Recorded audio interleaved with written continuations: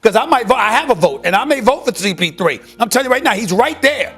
Yeah, Chris Paul over Jokic for MVP. Help! I say this with respect to Jokic. Historically speaking, he would be the worst one we've had in 35 years. Oh, now he's the worst MVP of the era? Wow. Disregard, one of the most efficient seasons in NBA history because he doesn't have a hezi, in between, sidestep, pump fake, pivot jumper. Disregard him leading the league in PR and offensive box score. But he's still dropping buckets on your favorite team's head.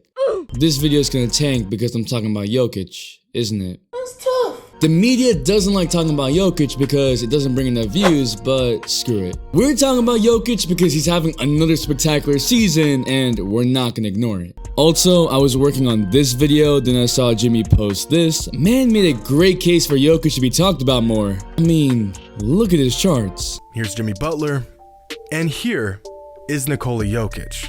It's like, what the hell?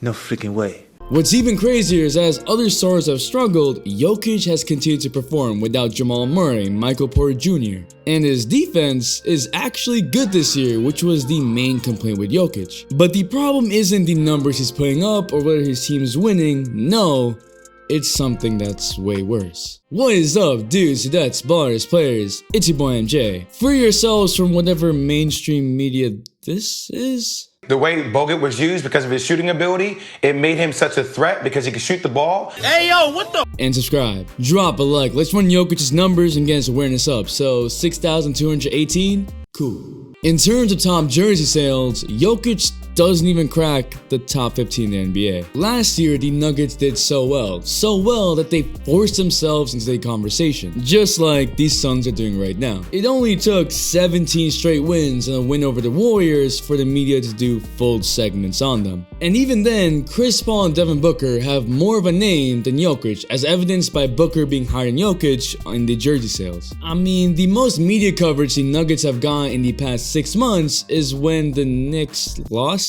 to them? Yeah, it's like that. Of course, the peak of the Nuggets' attention the past 5 years was when they came back down from 3-1 to beat the Clippers. But even then, that was more about the Clippers losing. Oh, the Jokic-Morris fight. Yeah, that also got views.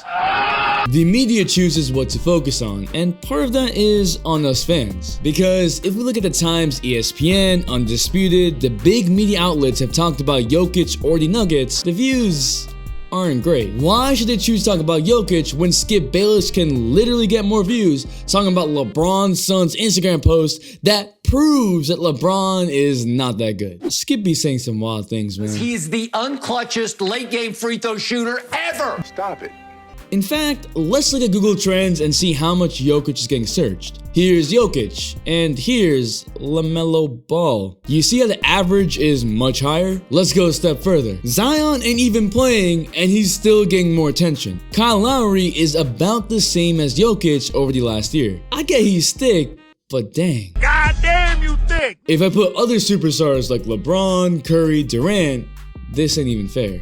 Based on this, Jokic is not notable or not that good.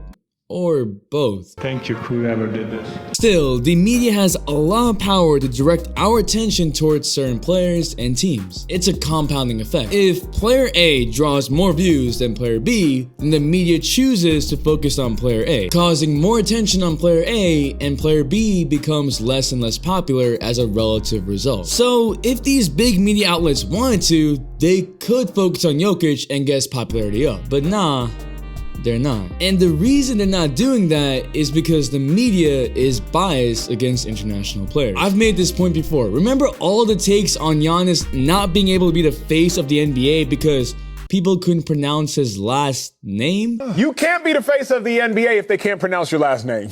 You're stupid. Really? Nikola Jokic is Serbian, and while his last name is easy to pronounce, while he has a dope nickname like the Joker, while he speaks English well, the media has something against international players, and so they just don't market him. Despite a large part of NBA All-Stars and even superstars being from abroad and international, they just can't be the face of the NBA. They just can't be as popular as homegrown athletes. It's a sad truth that we have to change. The more we speak out, the more we can change that narrative. The standards for international players are just not the same. Look how much attention Russell Westbrook got in his 2017 MVP season. The Thunder were not winning. That's terrible. But Russ was making history, being the first person in 50 years to average a triple-double. And so, he wins MVP. But isn't Nikola Jokic doing that this season by having the highest PER in NBA history? He's also leading the league in both offensive and defensive box score. I'm not saying he has to win MVP or be the most talked about player in the NBA, no, but let's at least talk about him. It's really crazy to me because Jokic does actually produce some great highlights, but no, they just don't want to talk about him, and we all gotta try to change that. But what do you think? Is Jokic a top 5 player in the NBA right now? So seriously, let me know what you want to see next. What topics, what players, because as you can see, we'll talk about anything. The all-day notification shout goes to Sigmund. Thanks for the all-day support. And if you're still here, you'll really want to comment Joker, so I know. Drop a like, it really helps me out, and subscribe, turn noise on if you really like the video. It's your boy MJ. We out, and we vibing.